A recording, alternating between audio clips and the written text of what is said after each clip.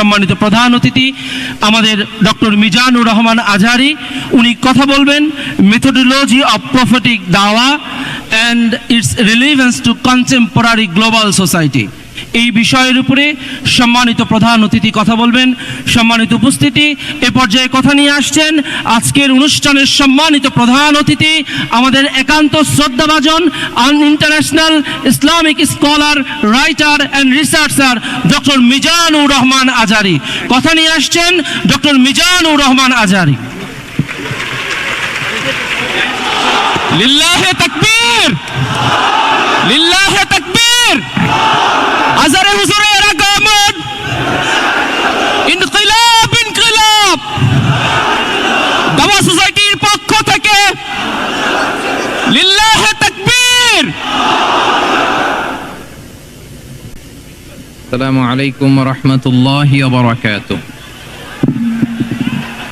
নাহমাদুহু ওয়া নুসাল্লি আলা রাসূলিহিল কারীম।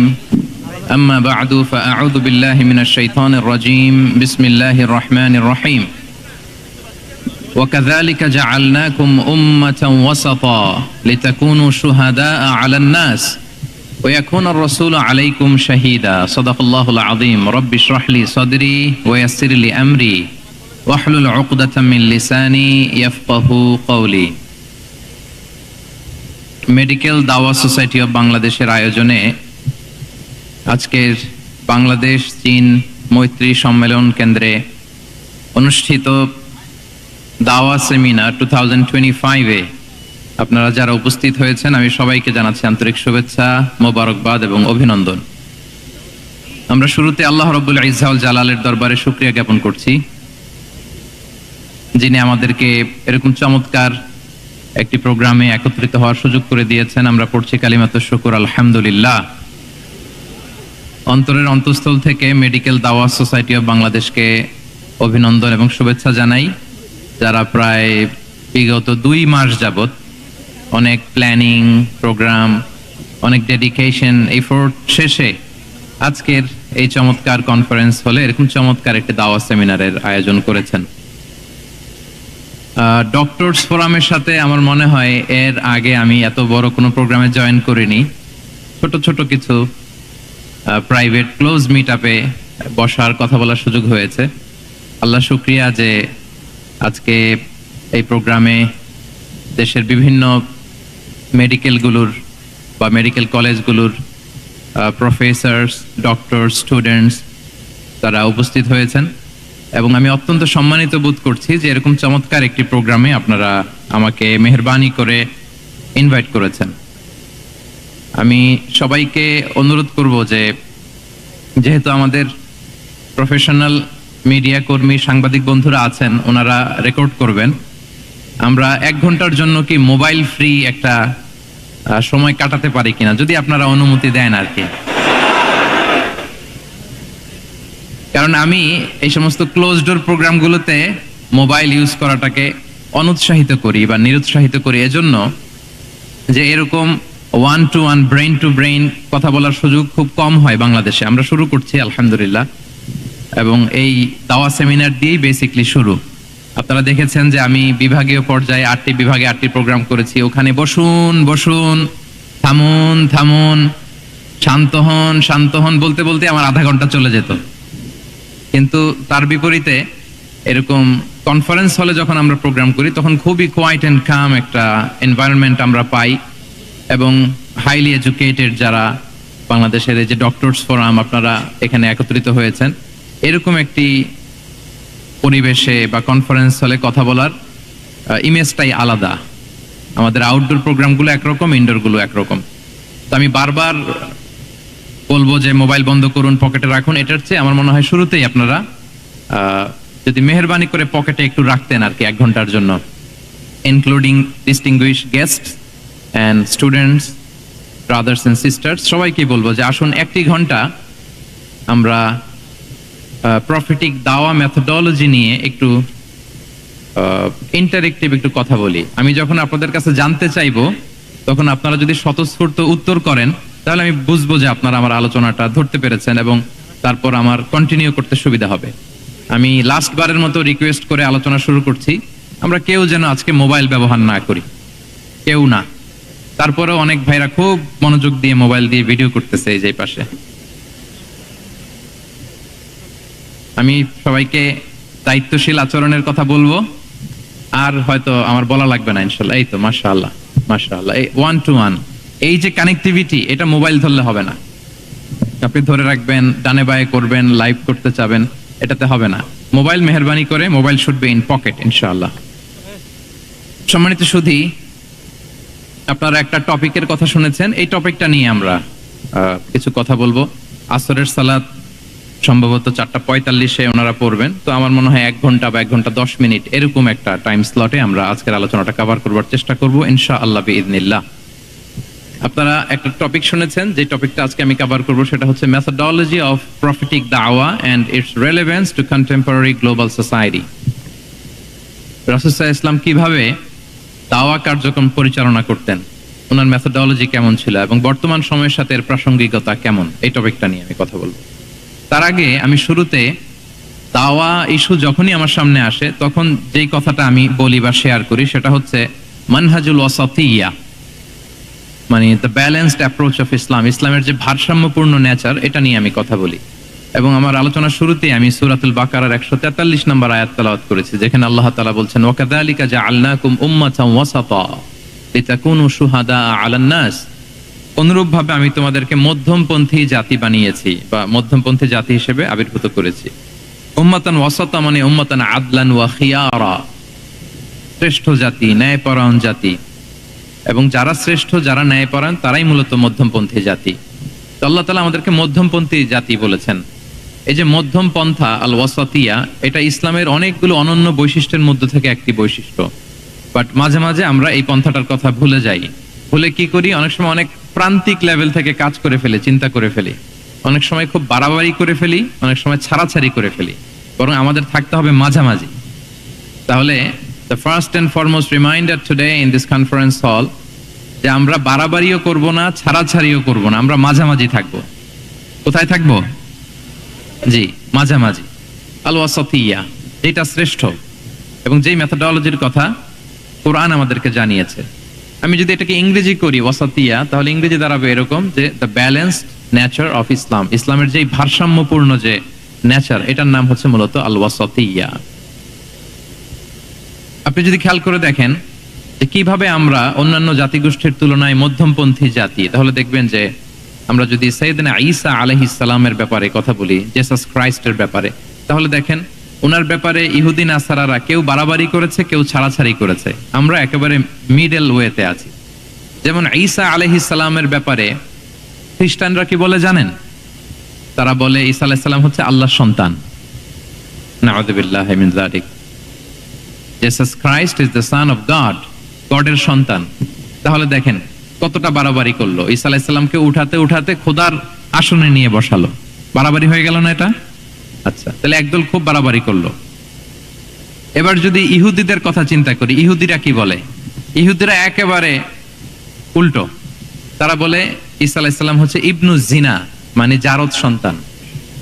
নাউযুবিল্লাহ। দেখেন তাদের প্রত্যেকের আকীদা শোনা মাত্রই আপনাদেরকে বলা লাগতেছে না যে নাউযুবিল্লাহ বলেন, আপনারা স্বতঃস্ফূর্ত ভাবেই বলতেছেন নাউযুবিল্লাহ। তার মানে একদল বাড়াবাড়ি করলো, একদল ছাড়াছাড়ি। একদল বলল তিনি আল্লাহর সন্তান বলে একেবারে আল্লাহর উপরে উঠাই ফেলছে, আরেক দল নামাতে নামাতে একেবারে পদদলিত করলো, বললো তিনি হচ্ছেন বাস্টার্ড, মানে ইবনু জিনা, জারদ সন্তান। নাউযুবিল্লাহি মিন যালিক। একদল নিয়ে গেল একেবারে উপরে, আরেক দল একেবারে নিচে। কিন্তু আমরা কি বলি দেখেন, আমরা বলি ঈসা আলাইহিস সালাম উনি হচ্ছেন আব্দুল্লাহি ওয়া রাসূলুহু, তিনি হচ্ছেন আল্লাহ তাআলার দাস বা বান্দা এবং আল্লাহর সম্মানিত রাসূল। দেখুন কতটা ব্যালেন্স এই আকীদা। আমরা আব্দুল্লাহ বলার মধ্য দিয়ে বেসিক্যালি নাসারাদেরকে রিফিউট করি, তাদের প্রতিবাদ করি আমরা যে তোমরা যে বলেছো আল্লাহ সন্তান না, ওইদিকে উঠানো যাবে না, নিচে নামায় নিয়ে আসো, উনি আব্দুল্লাহ, আল্লাহর দাস। আর রাসূলুহু, সম্মানিত রাসূল বলে আমরা বেসিক্যালি ইহুদিদেরকে রিফিউট করি, তাদের প্রতিবাদ করি। আমরা বলি যে না, তোমরা যে বলেছো উনি জারদ সন্তান না, ওনার সম্মানকে পদদলিত করা যাবে না, উপরে উঠাইতে হবে, উঠায়া রাসূল ও সম্মানিত রাসূল। তাহলে নাসারাদের আকীদা থেকে আমরা নিচে নেমে আসলাম, ইহুদিদের আকীদা থেকে আমরা উপরের দিকে গেলাম। ফলে এটা কি হলো? ব্যালেন্স হলো, ভারসাম্যপূর্ণ হলো। মধ্যম পন্থা হলো। তো আশা করি মধ্যম পন্থার উদাহরণটা বুঝতে পেরেছেন। আরেকটা ছোট্ট উদাহরণ দেই। আমাদের বোনদের যখন পিরিয়ড চলে তখন নাসারারা কি করে দেখেন, খ্রিস্টানরা তারা সবকিছু করে, কোনো বাজ বিচার রাখে না, তখন এমনকি ফিজিক্যাল ইন্টিমেসিতেও যায়। যখন আমাদের বোনদের পিরিয়ড চলে তখন তারা ফিজিক্যাল ইন্টিমেসিতেও যায়, কোনো বাজ বিচার নাই। এটা হচ্ছে নাসারাদের অবস্থান। আর ইহুদিদের কি অবস্থান? এরা এই 5 দিন 7 দিন আমাদের বোনদের যখন পিরিয়ড চলে তখন তারা তাদের স্ত্রীদেরকে ধরবে না, ছোবে না, স্পর্শ করবে না, একসাথে বসবেও না। তাদের ঘরে আলাদা একটা স্পেশাল রুম রাখে, ওই রুমের ভিতরে, ওই ঘরের ভিতরে তাদের 5 দিন 7 দিন ওইখানে কাটাইতে হয়। তোমরা আবার সুস্থ হলে তারপরে আসবো। দেখেন, একদল খুব বাড়াবাড়ি করলো, আরেক দল ছাড়াছাড়ি করলো। কিন্তু আমাদের ইসলামে আমরা ব্যালেন্স, যে বোনদের যখন পিরিয়ড চলে হাজবেন্ড ওয়াইফ তখন স্বাভাবিক মেলামেশা, কথাবার্তা, ঘরের টুকিটাকি কাজ সবই করতে পারবে, ইল্লাল জিমা, যেটা আমরা ফিজিক্যাল ইন্টিমেসি বলি, ওইটা ছাড়া আমরা সবই করতে পারবো। তাহলে দেখেন, এই দুইটা উদাহরণ আমি সামনে আনলাম এজন্য, এই যে মানহাজুল ওয়াসাতিয়াতি ওয়াল ইতিদাল, মধ্যম পন্থার কথা আমরা যেটা বলি, যেটাকে দিয়ে আল্লাহ তাআলা আমাদেরকে সম্মানিত করেছেন, যে ওয়াকাযালিকা জাআলনাকুম উম্মাতান ওয়াসাতা, তোমাদেরকে আমি মধ্যমপন্থী জাতি বানিয়েছি। তোমাদের মধ্যে বাড়াবাড়িও থাকবে না, ছাড়াছাড়িও থাকবে না, বরং আমরা হব মধ্যমপন্থী। আমরা কি হব? কি হব? কিছুদিন আগে বোধহয় দেখলাম ওই যে ছাত্ররা যে দল করতেছে ওইটাও মধ্যমপন্থা নাম দিয়ে দিছে। আবার আজকের এই আলোচনা করে কোন বিপদে পড়ি, পরে বলবে যে তো বোধহয় ছাত্রদেরকে সাপোর্ট করতেছে ভেতরে ভেতরে। না, ওই ছাত্রদের মধ্যমপন্থার কথা বলতেছি না, ইসলাম যে মানহাজুল ওয়াসাতিয়ার কথা বলেছে সেটার কথা বললাম। তো প্রিয় ভাইরা, প্রথম কথা হচ্ছে, আপনি যখন দাওয়া বলবেন তখন আমাকে মধ্যম পন্থা বলতেই হবে। আমরা যখন ইসলাম শিখবো, শিখাবো, ইসলাম বুঝবো, বুঝাবো, এই সব ক্ষেত্রে আমাদেরকে মধ্যম পন্থা অবলম্বন করতে হবে। আমাদের খেয়াল রাখতে হবে আমরা যেন এক্সট্রিম লাইনে না যাই, আবার খুব এক্সট্রা লিবারেল যেন না হয়ে যায়, আমরা যেন মধ্যমপন্থী একটা অবস্থানে থাকি। এবং দাওয়া দেওয়ার ক্ষেত্রে এটাই বলা হয়েছে, আল্লাহ তাআলা বলছেন, উদউ ইলা সাবিলি রাব্বিকা বিল হিকমাতি ওয়াল মাউইদাতিল হাসানাতি ওয়াজাদিলহুম বিল্লাতি হিয়া আহসান।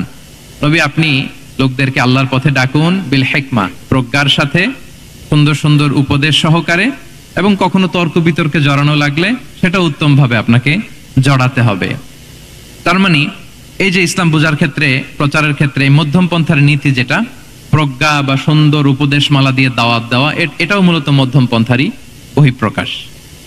আমরা যখন কোনো দাওয়া কাজ করব, অলওয়েজ মাথায় রাখতে হবে যে আমি বাড়াবাড়ি যেন না করি, আমি আবার ছাড়াছাড়িও যেন না করি, আমি যেন মাঝামাঝি থাকি।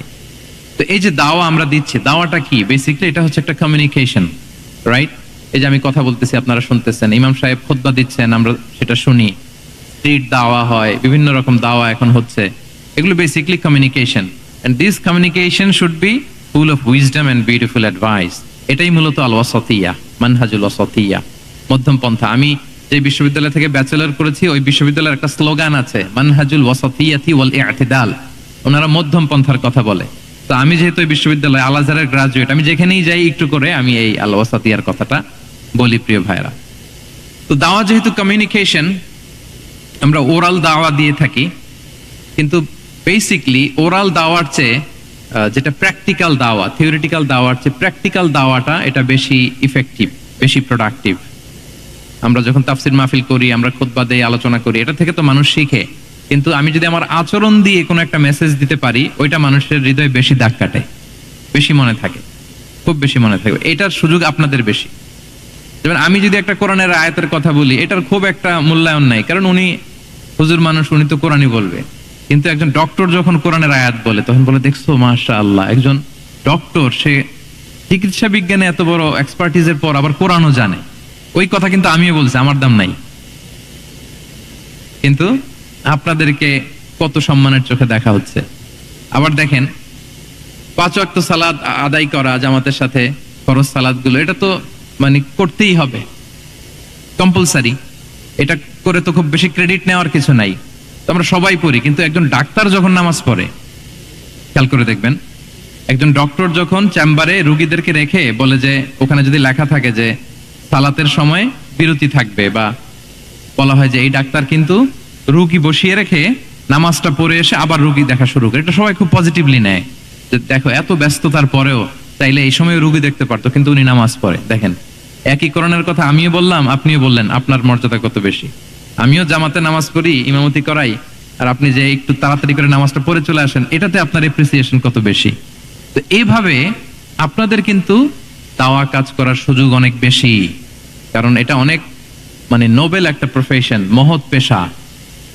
আপনারা জনগণকে সরাসরি সেবা দেওয়ার যে ব্যাপারটা, এটার সুযোগ আছে। যুদ্ধ বিধ্বস্ত আপনি আহতদেরকে সেবা দিতে পারেন, আগুনে পোড়া রোগীদেরকে সেবা দিতে পারেন, দুরারোগ্য ব্যাধি তার আর যাওয়ার জায়গা নেই, আপনি সেবা দিতে পারতেছেন। যে কোনো রোগ বালাই, যে কোনো পরিস্থিতিতে যখন একজন মানুষ অসুস্থ হয় তখন আপনি সেবা দিচ্ছেন, তখন তার মনটা কিন্তু খুব নরম থাকে, তার মধ্যে একটা অসহায়ত্ব কাজ করে। ওই একটা অসহায় মানুষ, তার মনটা খুব নরম, ওইরকম একটা সিচুয়েশনে তারা আপনাদের দ্বারস্থ হয়। ফলে আপনাদের কিন্তু দাওয়া কাজ করার সুযোগ অনেক বেশি, এবং সেক্ষেত্রে ওরাল দাওয়ার চেয়ে আপনার যে প্র্যাকটিক্যাল দাওয়া, এটার ইফেক্ট অনেক বেশি। আপনার চলনে বলনে, আপনার কথনে কথায়, আপনার ব্যক্তিত্বে, পার্সোনালিটিতে, এটার মাধ্যমে যে দাওয়া ফুটে ওঠে, ওইটা বেশি ইফেক্টিভ। নিজের আচরণ দিয়ে যে মেসেজটা দেওয়া যায়, এটা সবচেয়ে ইফেক্টিভ। আপনার লেনদেন, আপনার ডিলিংস কেমন, আপনি মানুষ হিসেবে কেমন, এটা সবচেয়ে পাওয়ারফুল দাওয়া। উমরে ফারুক রাদিয়াল্লাহু তাআলা আনহু, উনি ওনার ছাত্রদেরকে প্রায়ই বলতেন, উমরে ফারুক রাদিয়াল্লাহু তাআলা, উনি বলতেন যে কুনু দুআতান ইলাল্লাহি ওয়া আনতুম সামিতুন, যে তোমরা আল্লাহর রাস্তায় দাওয়াতি কাজে বের হয়ে যাও এমন অবস্থায় যে তোমরা চুপচাপ। তো ছাত্ররা বলতো, দাওয়াতি কাজও করতে বলতেছেন, আবার চুপচাপও থাকতে বলতেছেন, এটা আবার কিভাবে দাওয়াত দিব? তো উমর ফারুক রাদিয়াল্লাহু তাআলা আনহু বলতেন, বি আখলাকিকুম, তোমাদের আখলাক দিয়ে দাওয়াত দাও। আখলাক দিয়ে দাওয়াত দেওয়া যায় না? বলেন তো, আখলাক দিয়ে দাওয়াত দেওয়া যায় কি যায় না? যায়। এই আখলাক দিয়ে যে দাওয়াত, এটা অনেক পাওয়ারফুল। 10টা তাফসীর মাহফিল করে আমি এটা করতে পারবো না। আপনি আপনার আখলাক দিয়ে, আপনার ব্যক্তিত্ব দিয়ে, আপনার লেনদেন, এগুলো দিয়ে আপনি যে দাওয়াটা দিতে পারবেন, অন্য অনেক কিছু দিয়ে সেটা হবে না। এজন্য ওমর ফারুক বলতেন, কুনু দুআতান ইলাল্লাহি ওয়া আনতুম সামিতুন, আল্লাহর রাস্তায় দায়ী হয়ে বের হও কিন্তু চুপচাপ। কিভাবে? বলে বি আখলাকিকুম, তোমাদের আখলাক দিয়ে। এটা বেশি পাওয়ারফুল। এবং রাসূল সাল্লাল্লাহু আলাইহি ওয়াসাল্লামের ব্যাপারে যখন জিজ্ঞেস করা হতো আম্মাজান আয়েশা রাদিয়াল্লাহু তাআলা আনহাকে যে রাসূল সাল্লাল্লাহু আলাইহি ওয়াসাল্লামের আচরণ কেমন ছিল, তখন আম্মাজান আয়েশা বলতেন যে কানা খুলুকুহু আল কোরআন, কোরআনই ছিল রাসূল সাল্লাল্লাহু আলাইহি ওয়াসাল্লামের চরিত্র। পুরো কোরআনে 30 পারায় থিওরিটিক্যালি যা বলা আছে রাসূল সাল্লাল্লাহু আলাইহি ওয়াসাল্লামের জীবনীতে, প্র্যাকটিক্যালি সেটা দেখানো আছে। Mobile should be in pocket. ভাইজান খুব দায়িত্বশীলতার সাথে একেবারে সামনে থেকে রেকর্ডিং করতেছেন, মাশাআল্লাহ। ওই যে শুরুতে বলছি যে সবাইকে দায়িত্বশীল হইতে হবে। আম্মাজান আয়েশা বলতেন, কানা খুলুকুহু আল কোরআন, রাসূল সাল্লাল্লাহু আলাইহি ওয়াসাল্লামের চরিত্র ছিল কোরআন। ইনদামা রাসূলুল্লাহ সাল্লাল্লাহু আলাইহি ওয়াসাল্লাম ইয়ামশি আলাল আরদ কাআন্নাল কোরআনা ইয়ামশি আলাই, রাসূল সাল্লাল্লাহু আলাইহি ওয়াসাল্লাম যখন মদিনার রাস্তা দিয়ে হেঁটে যেতেন, as if a living Quran is walking on the street, মনে হতো একটা জীবন্ত কোরআন রাস্তা দিয়ে হেঁটে হেঁটে যাচ্ছে। তো তাহলে we should try to be a living দাঈ, জীবন্ত দাঈ, প্র্যাকটিক্যাল দাঈ।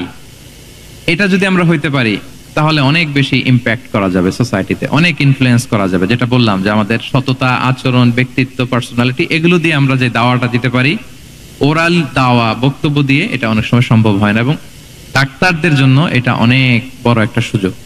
তাহলে ইন্ট্রোডাক্টরি ডিসকাশনে আমি দুটা বিষয়ে কথা বললাম। এক হচ্ছে আমাদেরকে মধ্যমপন্থী হইতে হবে, মানহাজুল ওয়াসাতিয়া ওয়াল ইতিদাল, 1 নম্বর। 2 নম্বর হচ্ছে লিভিং দাঈ হওয়ার চেষ্টা করতে হবে, এটা বেশি প্রোডাক্টিভ এন্ড ইফেক্টিভ। এই দুইটা পয়েন্ট আমরা বুঝতে পেরেছি তো না? বুঝতে পেরেছেন সবাই? মাশাআল্লাহ। এবার চলুন যে রাসূল সাল্লাল্লাহু আলাইহি ওয়াসাল্লামের যে প্রফেটিক দাওয়া মেথোডোলজি, কিভাবে উনি দাওয়া কাজের আঞ্জাম দিতেন, সেখান থেকে আমাদের নেয়ার আধুনিক সময়ের এর প্রাসঙ্গিকতা কি আছে, আমি 10টা পয়েন্টে আজকের এই সেমিনারে কিছু কথা উপস্থাপনের চেষ্টা করব। ওমা তাওফীক ইল্লা বিল্লাহ। 1 নাম্বার কথা হচ্ছে, আমরা যে দাওয়া দিব, এই দাওয়া language should be very soft and mild and very touchy. দাওয়া ল্যাঙ্গুয়েজ হইতে হবে ভেরি সফট, অলওয়েজ সফট, সব সময়। ইফ ইউ টক অ্যাবাউট দাওয়া, this language should be very soft and mild and touchy. দাওয়ার কথা বললে হয়তো আপনি পলিটিক্স করেন, ওইটা আলাদা কথা। আপনি জেহাদের ময়দানে, ওইটা আলাদা কথা। আমি জেহাদ পলিটিক্স নিয়ে কথা বলতেছি না, আই এম টকিং অ্যাবাউট দাওয়া। যদি আপনি দাওয়া সেমিনারের কথা বলেন, যদি মেডিকেল দাওয়া সোসাইটি নাম দেন, দাওয়া বললে আমাকে বলতে হবে দাওয়ার language should be very soft and mild. আমরা এটা অনেক সময় ভুল করে ফেলি, এটা করা যাবে না। কারণ আপনি হৃদয় থেকে যদি কোনো কথা বলেন, এটা শ্রোতার হৃদয়ে যে টাচ করে। আল্লাহর হাবিব সাল্লাল্লাহু আলাইহি ওয়াসাল্লামের কথাগুলো নিয়ে এত আলোচনা বিশ্লেষণ কথাগুলো এত অ্যাপিলিং কেন, এত আবেদনময় কেন? এর কারণ হচ্ছে রাসূল সাল্লাল্লাহু আলাইহি ওয়াসাল্লাম যা বলেছেন তিনি হৃদয় থেকে বলেছেন। তো হৃদয় থেকে কথা বেরোলে এটা শ্রোতার হৃদয়ে যে টাচ করে। একটা ছোট্ট আয়াত আমি তেলাওয়াত করি, সূরা তাহার। আল্লাহ তাআলা বলছেন, ফাকুলা লাহু কাওলান লাইয়িনা লাআল্লাহু ইয়াতাযাক্কারু আও ইয়াখশা। আল্লাহ তাআলা মূসা আলাইহিস সালাম এবং হারুন আলাইহিস সালাম ওনাদের দুইজনকে বলছেন যে তোমরা দুই ভাই মিলে যাও ফেরাউনের কাছে যে দাওয়াত দাও এবং কোমল ভাষায় দাওয়াত দাও। কি ভাষায়? সবাই বলুন। কোমল ভাষায় দাওয়াত দাও। কাওলান লাইয়িনা, use very soft and mild language, very touchy language. Soft এবং কোমল ভাষায় দাওয়াত দাও কাকে? পৃথিবীর সবচেয়ে বড় সন্ত্রাস, তাই না? হ্যাঁ, দুর্ধর্ষ সন্ত্রাস, খোদাদ্রোহী, তারপর সীমালঙ্ঘনকারী। আপনি যত নেগেটিভ যা বলবেন সব যাবে ওর সাথে। ফিরআউন। লাআল্লাহু ইয়াতাযাক্কারু আও ইয়াখশা, হয়তো সে উপদেশ গ্রহণ করবে অথবা তার হৃদয়ে ভয়ের উদ্রেক হতে পারে। হয়তো তোমরা soft and mild language use করবা। মূসা এবং হারুন কোমল ভাষায় যে তোমরা দাওয়াত দিবা। আচ্ছা, কার ব্যাপারে আল্লাহ বললেন? কাকে দাওয়াত দিতে বললেন? সবাই বলেন তো নামটা। ফেরাউন। আচ্ছা, ফেরাউনের ক্ষেত্রে আল্লাহ তাআলা বললেন যে soft and mild language use করো, নরম ভাষা। আমাকে উত্তর দেন, আমাদের কারেন্ট সময় আমরা যাদেরকে জালিম বলি, যাদেরকে খারাপ বলি, ফাসিক বলি, পাপাচারী, ধরেন যে আমার মতে বা আপনাদের মতে যে সবচেয়ে খারাপ, পাপাচারী, জালিম, ওই জালিমটা কি ফেরাউনের চেয়ে বড় জালিম? আমাদের চোখে যে জাহান্নামী, যে নিকৃষ্ট খারাপ পাপী যাকে আমি মনে করি, যদিও এরকম মনে করার সুযোগ আমাদের নাই, কে জান্নাতি কে জাহান্নামী এটা ডিসাইড করবে কে? আল্লাহ তাআলা। কিন্তু আমাদের চোখে যে পাপী, যে ভুল করেছে, যে জালিম, ওই জালিমগুলো, খারাপ লোকগুলো কি ফেরাউনের চেয়ে বেশি খারাপ ছিল? ছিল? ওই ফেরাউনের ক্ষেত্রে আল্লাহ বলেছেন ফাকুল লাহু কাওলান লাইয়িনা, সফট ল্যাঙ্গুয়েজ ইউজ করো মূসা এবং হারুন, কোমল ভাষা ব্যবহার করো। হয়তো তার ভুল ভেঙে যাবে, হয়তো সে উপদেশ গ্রহণ করবে। তো তাহলে দেখেন কত বড় ভুল আমরা করি। আমরা মাঝে মাঝে এমন অ্যাটাকিং মুডে কথা বলি, এমন আগ্রাসী হয়ে কথা বলি, ওর মানার এক সুযোগ থাকলেও ও মানবে না। কি বলেন? যাও মানার একটু ইচ্ছা ছিল, আমার এই অ্যাটিটিউডের কারণে সে আর এটা শুনবে না। এটাই মানুষের স্বভাব। আপনি আগ্রাসী হয়ে অ্যাটাকিং হয়ে কথা বললে মানুষ এটা শোনে না। তাহলে দাওয়ার প্রফেটিক এক নম্বর মেথোডোলজি হচ্ছে দাওয়ার ল্যাঙ্গুয়েজ হইতে হবে very soft and very mild. আল্লাহ তাআলা সূরাতু আলে ইমরানে বলছেন ফাবিমা রাহমাতিম মিনাল্লাহি লিনতা লাহুম ওয়ালাউ কুনতা ফাদদান গালিযাল কলবি লানফাদ্দু মিন হাওলিক। নবী হে, আল্লাহর অনুগ্রহে, আল্লাহর রহমতে আপনি কোমল ভাষী হয়েছেন। আপনি কোমল ভাষী না হয়ে যদি রূঢ় ভাষী হতেন তাহলে মানুষজন আপনার কাছ থেকে ভেগে ভেগে পালাতো। কিন্তু আমরা দেখতাম যে সাহাবারা রাসূল সাল্লাল্লাহু আলাইহি ওয়াসাল্লামের কাছে শুধু জড়ো হইতে চেত, দেখা করতে চেত, রাসূলকে ঘিরে রাখতো, এত পছন্দ করতো রাসূল সাল্লাল্লাহু আলাইহি ওয়াসাল্লামের কোমল আচরণের কারণে। ইভেন ফ্যামিলিতে কোনো সমস্যা হলে অনেক সাহাবারা বলতেন ফ্যামিলির সাথে সমস্যা হলেও তারা রাসূলের কাছে চলে আসতো। এমন কি কারো পেটে ক্ষুধা লাগলেও তারা রাসূলের দরবারে চলে আসতো। তারা বলতো রাসূল সাল্লাল্লাহু আলাইহি ওয়াসাল্লামের চেহারার দিকে তাকালেই আমাদের ক্ষুধা মিটে যেত। কি কোমল ভাষী ছিলেন, কত সুন্দর সফট ল্যাঙ্গুয়েজ রাসূল সাল্লাল্লাহু আলাইহি ওয়াসাল্লাম ইউজ করেছেন। হ্যাঁ, রাসূল সাল্লাল্লাহু আলাইহি ওয়াসাল্লাম কখনো যে কঠোর ভাষায় কথা বলতেন না তা না, মাঝে মাঝে বলতেন, কিন্তু বেশিরভাগ ওনার দাওয়া ছিল সফট এন্ড মাইল্ড। মাঝে মাঝে প্রেক্ষাপটের আলোকে রাসূল সাল্লাল্লাহু আলাইহি ওয়াসাল্লাম অনেক সময় তেজস্বী জ্বালাময়ী ভাষণ দিতেন। মনে হতো কান্নাহু তিনি কি করছেন, ব্যাটালিয়নকে কমান্ড করছেন। এটা মাঝে মাঝে চেহারা লাল হয়ে যেত, গড়গড় করতেন যুদ্ধের আগে। কিন্তু রেগুলার বেসিসে রাসূল সাল্লাল্লাহু আলাইহি ওয়াসাল্লাম খুব কোমল ভাষায় কথা বলতেন। তাহলে এক নম্বরে যেটা জানলাম, যদি আপনি দাওয়া মেন্টালিটি, দাওয়া মোডে থাকতে চান, আপনার ভাষা হতে হবে শক্ত না নরম? সফট হইতে হবে, কোমল। কারোর প্রতি আগ্রাসী হয়ে যেন আমরা কথা না বলি, অ্যাটাকিং মোডে যেন না বলি, বললেও শুনবে না। এটাই মানুষের নেচার, সফট ল্যাঙ্গুয়েজে বলতে হয়। ফেরাউনকে যদি বলা হয় ওর সাথে ভালোভাবে বলো, তো আমাদের আশেপাশে যারা আছে এরা তো আরো এদেরকে সম্মান দিয়ে নরম করে বলা উচিত। কি বলেন? জি, এক নম্বর গেল। দুই নম্বর হচ্ছে দাওয়াকে ফলপ্রসূ করতে হলে রাসূল সাল্লাল্লাহু আলাইহি ওয়াসাল্লাম যেটা করতেন, শ্রোতাদের অনেক সময় মনোযোগ আকর্ষণের জন্য উনি অনেক ধরনের টুলস, অনেক ধরনের জিনিস তিনি ব্যবহার করতেন। যেমন একটা পদ্ধতি রাসূল সাল্লাল্লাহু আলাইহি ওয়াসাল্লামের ছিল, রাসূল সাল্লাল্লাহু আলাইহি ওয়াসাল্লাম মানুষের আকর্ষণ বৃদ্ধির জন্য মাঝে মাঝে প্রশ্ন ছুড়ে দিতেন অডিয়েন্সকে। Drawing attention of the listener by throwing questions. Question throw করার মাধ্যমে অ্যাটেনশন গ্রো করতেন। হাদিসে এরকম অনেক উদাহরণ পাওয়া যায়। একটা ছোট্ট হাদিস শেয়ার করি, সহিহ মুসলিমে এসেছে। রাসূল সাল্লাল্লাহু আলাইহি ওয়াসাল্লাম একবার সাহাবাদেরকে বললেন, ইন্না মিনাশ শাজারি শাজারাতান লা ইয়াসকুতু ওয়ারাকুহা মাসালুহা মাসালুল মুসলিম।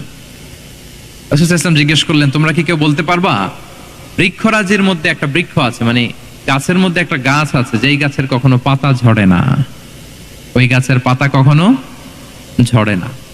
এর দৃষ্টান্ত হচ্ছে মুসলিমের দৃষ্টান্তের মতো। বলতো ফাহাদ্দিসুনি মা হিয়া, বলতো ওই গাছটা কি, কে বলতে পারো? আপনারা তো সব একেবারে পেরে গেছেন। তো সাহাবারা ওই দিন কেউ বলতে পারেন নাই, কারণ কি জানেন? একে তো আমরা জানি হাদিস স্টাডি করার কারণে, হাদিস স্টাডি না করলে তো আমরা বলতে পারতাম না, আমাদের দেশে তো খেজুর গাছ অত হয়ও না। তো ওনারা কেউ বলতে পারে না, এর কারণ হচ্ছে তারা ভাবছিল প্রশ্ন যেহেতু করছে এটা যেন তেন প্রশ্ন, এটা কঠিন কোনো গাছের একটা নাম বলতে হবে। তো বাড়ির পাশে যে খেজুর গাছ, মদিনার অলিতে গলিতে যে খেজুর গাছ ভর্তি, এই দিকে আর ওনাদের অ্যাটেনশন যায় না। ওনারা চলে গেছে মরুভূমিতে, ইয়ামানে, তারপর একেবারে ডেজার্টের মাঝখানে কি কি ক্যাকটাস, গুলমলতা, কি কি গাছ আছে ওগুলো আওড়াচ্ছে মনে মনে। ভাবতেছে যে খেজুর গাছের কথা তো রাসূল সাল্লাল্লাহু আলাইহি ওয়াসাল্লাম আমাদের জিজ্ঞেস করার কথা না, এ তো আমাদের গাছ, বাড়ির পাশের গাছ। তো কেউই আর বলতে পারে নাই। এরপর রাসূল সাল্লাল্লাহু আলাইহি ওয়াসাল্লাম যখন দেখলেন সবাই অপারগ, রাসূল সাল্লাল্লাহু আলাইহি ওয়াসাল্লাম বললেন, ইন্নাহা আন-নাখলা, এটা হচ্ছে খেজুর গাছ, ডেট প্লান্ট। তো আব্দুল্লাহ ইবনে উমর রাদিয়াল্লাহু তাআলা আনহু বাড়িতে যাওয়ার পরে ওমরে ফারুককে তার বাবাকে বললেন যে, বাবা, আজকে যে রাসূল সাল্লাল্লাহু আলাইহি ওয়াসাল্লাম প্রশ্ন ছুড়ে দিলেন, আপনারা যে কেউ পারলেন না, উত্তরটা কিন্তু আমি পারতাম। তো ওমরে ফারুক বললেন, বলো কি, তুমি পারতা? তো বললা না কেন? তুমি আজকে উত্তর দিতে পারলে তো রাসূলের সামনে আমার বুকটা এত বড় হয়ে যেত, মানে লাল উট পেলে আরবরা যেই খুশি, আমি এর চেয়ে বেশি খুশি হতাম। তখন উনি বললেন যে, আপনি পারতেছেন না, অন্যান্য বয়স্ক সাহাবারা পারতেছে না, মুরব্বীরা কেউ যেহেতু বলে নাই, আমি বিনয়ের খাতিরে উত্তরটা দেই নাই, কিন্তু আমি জানতাম যে এটা খেজুর গাছ। তাহলে দেখেন রাসূল সাল্লাল্লাহু আলাইহি ওয়াসাল্লাম অ্যাটেনশনটাকে ড্র করার জন্য প্রশ্ন ছুড়ে দিতেন। তো এই প্রশ্ন ছুড়ে দিয়ে কিন্তু আমরা মানুষের দৃষ্টি আকর্ষণ করতে হবে। আপনারা তো মানে প্রশ্ন ছড়াই তো আপনাদের কাজ, যে কি অবস্থা, শরীরটা কেমন, পেট ঠিক আছে কিনা, ঘুম হয় কিনা, কমন প্রশ্ন না আপনাদের? আপনাদের কাছে গেলেই তো প্রথমে জিজ্ঞেস করে যে হজম হয় কিনা, তারপর ঘুম আসে কিনা, এই হয় কিনা, অনেক প্রশ্ন আপনারা করেন। তো এইভাবে আপনি যদি আস্তে আস্তে প্রশ্নের ছলে যদি তাকে আপনি দাওয়া দিতে চান, আপনি কিন্তু দিতে পারেন। এটা রাসূল সাল্লাল্লাহু আলাইহি ওয়াসাল্লামের একটা দাওয়া মেথোডোলজি ছিল। দুইটা বলে ফেললাম, একটা হচ্ছে দাওয়ার ল্যাঙ্গুয়েজ হতে হবে অনেক শক্ত, নাকি? হ্যাঁ, নরম, সফট এন্ড মাইল্ড। দুই নাম্বার হচ্ছে প্রশ্ন ছুড়ে দিয়ে শ্রোতাকে আকর্ষণ করা, মনোযোগ আকর্ষণ করা। তিন নাম্বার ভিজুয়াল এক্সপ্লেনেশন, রাসূল সাল্লাল্লাহু আলাইহি ওয়াসাল্লাম এটা করতেন যাতে করে আরো সহজে বোঝানোর জন্য। এটা নিশ্চয়ই আপনারা করেন। রাসূল সাল্লাল্লাহু আলাইহি ওয়াসাল্লামের দাওয়া জিন্দেগিতে দেখা যায় প্রায় সময় কিছু উনি ভিজুয়াল এক্সপ্লেনেশন নিয়ে এসেছেন সাহাবাদের সামনে, যাতে করে সাহাবারা to get a better idea of the issue, আরো ইজিলি বুঝতে পারেন। যেমন একবার রাসূল সাল্লাল্লাহু আলাইহি ওয়াসাল্লাম অনাথ ইয়েতিমদেরকে যারা দেখভাল করে তাদের কি মর্যাদা, এটা বোঝাতে যে রাসূল সাল্লাল্লাহু আলাইহি ওয়াসাল্লাম দুই আঙ্গুল উঁচু করে একবার বললেন যে, আনা ওয়া কাফিলুল ইয়াতীমি ফিল জান্নাতি কাহাতাইন। আমার আঙ্গুল দুটো দেখতে পাচ্ছেন আপনারা সবাই? দুইটা আঙ্গুল উঁচু করেন তো এভাবে। মানুষ তো মনে করবে ভিক্টরি সাইন দেখাই দিছে আমরা। এই যে, তো রাসূল সাল্লাল্লাহু আলাইহি ওয়াসাল্লাম বললেন, আনা ওয়া কাফিলুল ইয়াতীমি কাহাতাইন, হাত নামান, অর্থাৎ আমি এবং এতিমের রক্ষণাবেক্ষণকারী কিয়ামতের দিন এইভাবে কাছাকাছি প্রতিবেশী হয়ে থাকবো। এই দুইটা আঙ্গুলের মাঝখানে যেমনি খুব একটা স্পেস নাই, গ্যাপ নাই, মানে একেবারে কাছাকাছি, নেইবরিং ফিঙ্গার, রাইট?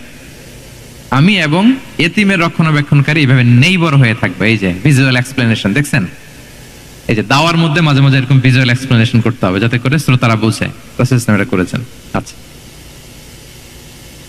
মুসনাদে আহমদে এক হাদিস এসেছে, রাসূল সাল্লাল্লাহু আলাইহি ওয়াসাল্লাম একবার খেজুরের একটা ডাল নিয়ে মরুভূমির মধ্যে একটা দাগ টানলেন। খাত্তালানা রাসূলুল্লাহ সাল্লাল্লাহু আলাইহি ওয়াসাল্লাম খাত্তান, একটা স্ট্রেট লাইন দিয়ে রাসূল সাল্লাল্লাহু আলাইহি ওয়াসাল্লাম বললেন, এটা হচ্ছে সিরাতুল মুস্তাকিম। সাহাবাদের দৃষ্টি আকর্ষিত হলো, সবাই মনোযোগী হয়ে উঠলো, তাই নাকি? সিরাতুল মুস্তাকিম, এই দোয়া আমরা প্রতিদিন করি, ইহদিনাস সিরাতাল মুস্তাকিম। খেজুরের ডাল দিয়ে স্ট্রেট লাইন কেটে বললেন, এটা হচ্ছে সিরাতুল মুস্তাকিম। এবার ওই খেজুরের ডাল দিয়ে ডানে বায়ে অনেকগুলো ছোট ছোট দাগ কাটলেন আর বললেন, হাযিহি সুবুলুশ শায়তান, এগুলো হচ্ছে শয়তানের রাস্তা, এটা হচ্ছে মুস্তাকিম, সোজা রাস্তা যেটা জান্নাতে যায়। আর ডানে বায়ে অনেকগুলো দাগ কাটলেন, ডেকে বললেন, এই প্রতিটি রাস্তায় একটা করে শয়তান বসে থাকে আর সে তোমাদেরকে টেম্পটেশন দিতে থাকে, প্রভোকেশন করতে থাকে, ধোঁকা দিতে থাকে, ওয়াসওয়াসা দিতে থাকে। ডানে বায়ে না তাকিয়ে এই সিরাতুল মুস্তাকিমের পথেই অবিচল থাকতে হবে, ইনশাআল্লাহ বলেন। তাহলে দেখেন, মরুভূমির মাঝখানে তখন তো আর ওই যে এলইডি প্রজেক্টর থাকলে হয়তো রাসূল সাল্লাল্লাহু আলাইহি ওয়াসাল্লাম ওইটাই ব্যবহার করতেন, আমরা এটা এখন করতে পারি বোঝানোর জন্য। রাসূল সাল্লাল্লাহু আলাইহি ওয়াসাল্লাম খেজুরের ডাল দিয়ে মরুভূমির মধ্যে দাগ কেটে সাহাবীদেরকে এই ভিজুয়াল এক্সপ্লেনেশন দিলেন এবং সাহাবারা খুব সহজে বুঝতে পারলেন যে কোনটা সিরাতুল মুস্তাকিম, কোনটা সিরাতুশ শাইতান। এইভাবে রাসূল সাল্লাল্লাহু আলাইহি ওয়াসাল্লাম ভিজুয়াল এক্সপ্লেনেশন ইউজ করতেন। আমরা বিশ্বাসীরা যে ভাই ভাই, মুমিনরা যে ভাই ভাই, আমাদের সম্পর্ক যে কত সুদৃঢ় মজবুত, এটা বোঝাতে যে একবার রাসূল সাল্লাল্লাহু আলাইহি ওয়াসাল্লাম বললেন, আল মুমিনু লিল মুমিনি কাল বুনিয়ান। বিশ্বাসীরা তাদের সম্পর্ক হচ্ছে কাল বুনিয়ান, একটা সুদৃঢ় প্রাচীরের মতো, সীসা ঢালা প্রাচীরের মতো। ইয়াশুদ্দু বা'দুহু বা'দা, যেটার এক পাশ আরেক পাশকে মজবুত করে। Strengthening one part the others, এক পার্ট আরেক পার্টকে মজবুত করে। যেমন এই বিল্ডিং, এদিকে ভেঙে ফেললে এটা নড়বড়ে হয়ে যাবে। তিনি বুঝালেন যে সুদৃঢ় প্রাচীরের মতো হচ্ছে বিশ্বাসীদের সম্পর্ক। এটা বলে ওয়াসাব্বাকা বাইনা আসাবিহি, মানে ডান হাতের আঙ্গুলগুলো বা হাতের ভেতরে ভেবে ঢুকিয়ে দিলেন, বললেন যে এরকম মজবুত। সুবহানাল্লাহ। এই যে এই হাতের আঙ্গুলগুলো এই হাতে ঢুকিয়ে এরকম চাপ দিলে খুব শক্ত হয় না, মজবুত হয় না? রাসূল সাল্লাল্লাহু আলাইহি ওয়াসাল্লাম বললেন আমাদের বন্ধন হচ্ছে এরকম সুদৃঢ় মজবুত, সুদৃঢ় সীসা ঢালা প্রাচীরের মতো। আল্লাহু আকবার। তাহলে এই যে ভিজুয়াল এক্সপ্লেনেশন রাসূল সাল্লাল্লাহু আলাইহি ওয়াসাল্লাম বোঝানোর জন্য এই যে এরকম দাগ কাটা, কখনো এইভাবে, হাদিসে এরকম অনেক পাওয়া যায়। আমি অল্প কয়েকটা, সময়ের টাইম কনস্ট্রেন্টের কারণে অল্প কয়েকটা নিয়ে আসলাম। তাহলে এটা রাসূল সাল্লাল্লাহু আলাইহি ওয়াসাল্লামের একটা দাওয়া মেথোডোলজি ছিল, বোঝানোর জন্য কত ইজিয়েস্ট ওয়েতে তিনি অডিয়েন্সের কাছে পৌঁছাতে পারেন। তিনি প্রয়োজনে ভিজুয়াল এক্সপ্লেনেশনের সহায়তা নিতেন। কয়টা গেল মেথোডোলজি? 3টা। আচ্ছা, 4 নাম্বার হচ্ছে গ্রাজুয়ালিটি, ধীরে ধীরে ধাপে ধাপে দাওয়া পরিচালনা করা, দাওয়া কাজ করা। এটাতে অনেক সময় আমরা ভুল করে ফেলি। আমরা অনেক সময় একটু রাশিং মেন্টালিটিতে থাকি, তাড়াহুড়ো। একজন ভাই নতুন দিনে ফিরছে, আগে হয়তো সংশয়বাদী ছিল, নাস্তিক ছিল, প্র্যাকটিস করতো না, এখন সে প্র্যাকটিসের ইচ্ছা করছে।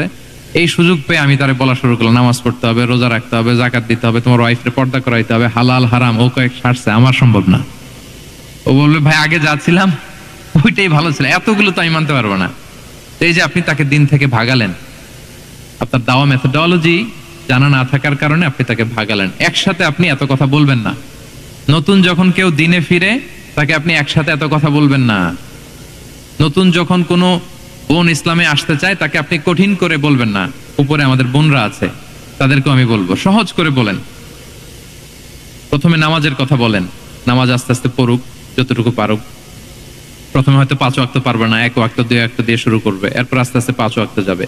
এরপর তাকে একটু শালীন পোশাকের কথা বলেন, যে তুমি একটু শালীন পোশাক পরো, সেফটি সিকিউরিটির জন্য ভালো। সেটাতে অভ্যস্ত হলে তাকে হেজাবের দাওয়াত দিবেন আপনি, হেজাবে অভ্যস্ত হলে নেকাবে দাওয়াত দিবেন আপনি। এইভাবে গ্রাজুয়ালিটি, ধাপে ধাপে, একসাথেই কঠিন করে দিনকে উপস্থাপন করা যাবে না। দাওয়া ইজ এ গ্রাজুয়াল প্রসেস।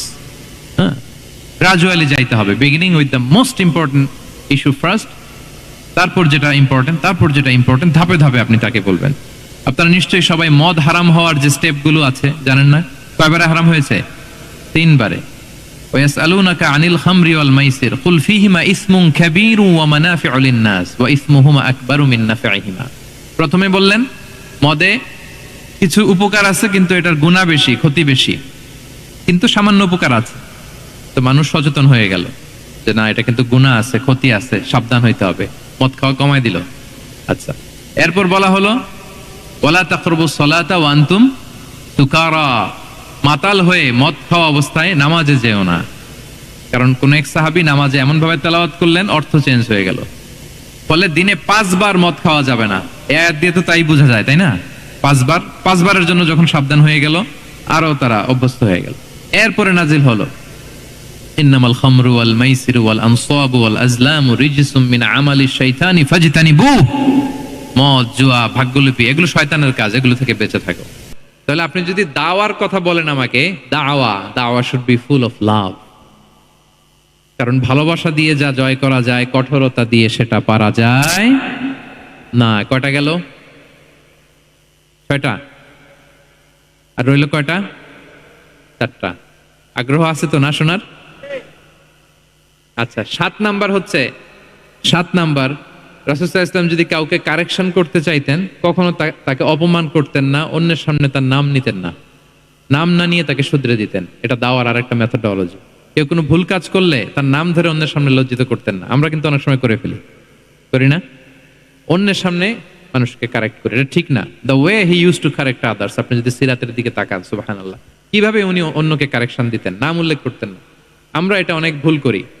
আমি এজন্য খুব দুঃখিত এবং লজ্জিত, আমাদের দাওয়া অঙ্গনে আপনি ইউটিউব খুললে দেখবেন যে অনেক দায়ীরা এক দায়ী আরেক দায়ীকে তুচ্ছতাচ্ছিল্য করছে, তার নাম নিয়ে তাকে ছোট করা, তাকে খারিজ করা, তাকে নাকচ করা, সে জাহান্নামী, সে কাফের, সব ইসলামের ঠিকাদারি উনি একা নিজে নিয়ে বসে আছে, আর বাকি যা আছে সব খারিজ। এইটা রাসূল সাল্লাল্লাহু আলাইহি ওয়াসাল্লামের দাওয়ার সাথে যায় না। বরং কেউ যদি কোনো ভুল কিছু বলে, ভুল করে, আপনি যদি মনে করেন যে না তার এটা ভুল আমারটা সঠিক, তো আপনার নিয়ম হচ্ছে আপনি সঠিকটা প্রচার করা। তাহলে কেউ যদি ভুল করে থাকে তারও টনক নড়বে, বাকিরাও সঠিকটা জেনে যাবে। এটা হচ্ছে রাসূল সাল্লাল্লাহু আলাইহি ওয়াসাল্লামের দাওয়া মেথোডোলজি। তিনি কখনো কারো নাম ধরে অন্যের সামনে, মানুষের সামনে তাকে লজ্জা দিতেন না, তাকে কারেক্ট করতে যেতেন না। এটা ছিল রাসূল সাল্লাল্লাহু আলাইহি ওয়াসাল্লামের বৈশিষ্ট্য। আসুন আমরা সিরাত থেকে দেখি, হাদিস থেকে দেখি। আল্লাহর হাবিব সাল্লাল্লাহু আলাইহি ওয়াসাল্লাম উনি রাতে দিনে কি কি আমল করতেন, গোপন আমল, এগুলো জানার জন্য তিনজন সাহাবী রাসূল সাল্লাল্লাহু আলাইহি ওয়াসাল্লামের স্ত্রীদের কাছে গেলেন, যে জিজ্ঞেস করলেন যে আপনারা আমাদেরকে বলুন যে রাসূল সাল্লাল্লাহু আলাইহি ওয়াসাল্লাম রাতে কি আমল করে, দুপুরে কি আমল করে, বিকেলে কি আমল করে। তো আমাদের আম্মা জানেরা, রাসূল সাল্লাল্লাহু আলাইহি ওয়াসাল্লামের প্রিয়তমা স্ত্রীরা বললেন যে উনি রাতে এরকম তাহাজ্জুদ, দুপুরবেলা এরকম তেলাওয়াত, এই সময় নফল নামাজ, এই সময় এটা এটা এটা করে। আল্লাহর হাবিব সাল্লাল্লাহু আলাইহি ওয়াসাল্লামের পুরো আমলের ফিরিস্তি যখন শোনানো হলো, কাআন্নাহুম তাকাল্লুহা, তাদের কাছে এটা একটা কম মনে হলো পরিমাণে, তারা ভাবছিল হয়তো আরো বেশি করে। তখন তাদের একজন বলল, আরে আইনা নাহনু মিন রাসূলিল্লাহ, কই রাসূল সাল্লাল্লাহু আলাইহি ওয়াসাল্লাম, কই আমরা। রাসূল সাল্লাল্লাহু আলাইহি ওয়াসাল্লামের ব্যাপারে আল্লাহ বলেছেন, কদ গুফিরা লাহু মা তাকাদ্দামা মিন যামবিহি ওয়া মা তাআখার, রাসূল সাল্লাল্লাহু আলাইহি ওয়াসাল্লামের আগের পরের সব গুনাহ মাফ। আদতে তো ওনার কোনো গুনাহই নাই, তারপরও একটা স্পেশাল স্ট্যাটাস হচ্ছে আপনার আগের পরের সব গুনাহ মাফ। তো তারা বলল, যেই মহান ব্যক্তির, যেই নবীর আগের পরের সব গুনাহ মাফ বলে ঘোষণা দেওয়া হয়েছে, তার সাথে তো আমাদের তুলনা করলে হবে না, আমাদের তো বেশি আমল করতে হবে। রাসূল সাল্লাল্লাহু আলাইহি ওয়াসাল্লাম হয়তো এই জন্য এই স্ট্যান্ডার্ড মেনটেন করেন না, এরকম করলে তো আমরা মাফ পাবো না আল্লাহর কাছে। ভালো চিন্তা থেকেই তারা ভাবছেন যে না, আমাদের আমল আসলে কম হয়ে যাচ্ছে, বাড়াইতে হবে। রাসূল সাল্লাল্লাহু আলাইহি ওয়াসাল্লামের কথা ভিন্ন, আমাদের বাড়াইতে হবে। তো কি করতে হবে? একজন বলল, আজকে থেকে আমি সারা রাত নফল নামাজ পড়বো, সারা রাত ঘুমাবো না। আর নিয়ত করে ফেলছে আমি সারা রাত নফল নামাজ, এশার পর থেকে যে নফল শুরু হবে ফজর পর্যন্ত, ঘুমটুম নাই। আচ্ছা, গেল। আরেকজন বলল, আমি সারা বছর রোজা রাখবো, কালকে থেকে যে রোজা ধরবো আর ভাঙবো না, সারা বছর। আছে আরেকজন বলল, আমার কয়েকজন স্ত্রী আছে, আমি আর স্ত্রীদের কাছে যাব না, আমি এখন থেকে সন্ন্যাসী, বৈরাগী জীবন যাপন করব, আমি আর কোনো নারীর কাছে যাচ্ছি না। তো এই ঘোষণা যখন তারা দিয়ে ফেলছে, এটা রাসূল সাল্লাল্লাহু আলাইহি ওয়াসাল্লামের কান পর্যন্ত যেয়ে পৌঁছালো। আল্লাহর হাবিব সাল্লাল্লাহু আলাইহি ওয়াসাল্লাম এটা শুনে ফেললেন। শুনে রাসূল সাল্লাল্লাহু আলাইহি ওয়াসাল্লাম এটা অপছন্দ করলেন, কারণ এটা তো রাইট ট্র্যাক না, ওনারা ভুল করতেছে। তো একটা ভরা মজলিসে রাসূল সাল্লাল্লাহু আলাইহি ওয়াসাল্লাম বললেন, আনতুমুল্লাযীনা কুলতুম কাযা ওয়া কাযা, শুনলাম তোমাদের মধ্যে কে কে নাকি এমন এমন বলছো। সুবহানাল্লাহ। তিনি বলতে পারে, এই আব্দুল্লাহ দাঁড়াও, এই আব্দুর রহমান স্ট্যান্ড আপ, এই দাঁড়াও, তুমি নাকি এটা বলছো, তুমি এটা বললে তো ওনারা লজ্জা পেতেন না? সবার সামনে লজ্জা পেতেন। উনি এটা না করে কাজ হাসিল হয়ে যাচ্ছে, বললেন আনতুমুল্লাযীনা কুলতুম কাযা ওয়া কাযা। অনেক বর্ণনা এরকম পাওয়া যায়, মা বালু আকওয়ামিন ইয়াফআলুনা কাযা ওয়া কাযা, মা বালু আকওয়ামিন ইয়াকুলুনা কাযা ওয়া কাযা। তাদের কি হলো, তারা এমন এমন বলে, তাদের হলোটা কি, তারা এমন এমন বলে। এইভাবে তিনি শুধরে দিতেন। তো বললেন, তোমাদের মধ্যে কেউ কেউ নাকি এটা বলে, এটা বলে।